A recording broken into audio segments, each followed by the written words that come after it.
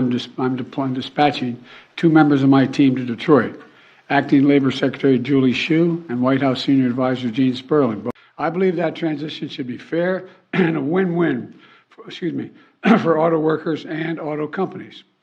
But I also believe the contract agreement must lead to a vibrant, made-in-America future. So thank you very much. That's all I'm going to say. Thank you. Mr. President, at what point would you get directly involved in the negotiations? Should Hunter get a pardon, Mr. President?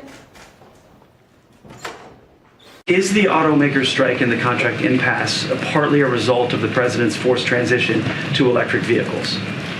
No, we don't believe that to be. Look, and you've heard us say this. Jared was here just the other day. He talked about the president's policies as it relates to the future of auto industry. And EV prices are down 20% year over year, being driven in part by Inflation Reduction Act credits. So again, thanks to the president, thanks to congressional Democrats, sales are going up and costs are coming down, and that's what we're seeing. But Ford says it's going to lose $4.5 billion this year on its EV division. But look, I just laid out how important this provision, as it was part of the Inflation Reduction Act, how important it is, how sales are indeed going up, right? That's Ford, right? Sales are going up while costs are going down. Also making sure that we're dealing with the climate crisis. This is what the president's focus is on, right? Sales are going up and costs are going down. We appreciate for what they've been doing for the past 24/7, the past 27 period of time, right? And, we want to see them continuing to work this out, and that's what they're doing. The U.S. Chamber of Commerce president released a statement saying, and I'm going to read this, the quote, "The UAW strike and indeed the summer of strikes is the natural result of the Biden administration's whole of government approach to promoting unionization at all costs. For the 94% of American private sector workers not in a union, the costs are stacking up." I want to get your reaction. My reaction is this. The president believes that collective bargaining works. That's what he believes. And we've seen that work.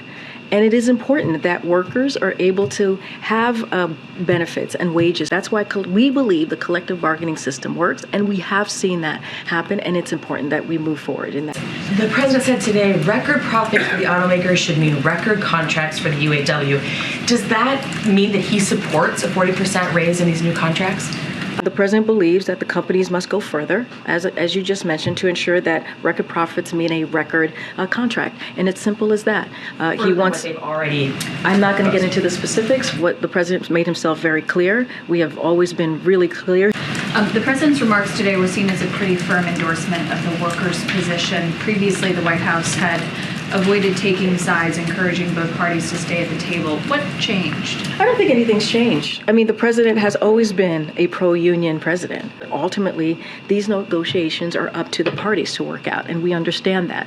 But we are offering any assistance that we can provide. But to say that the negotiations are up to the parties to work out, and also have the president say the companies have not gone far enough, it appears that the president is taking the side of the workers. I don't think so. I mean, look, the president respects workers' rights.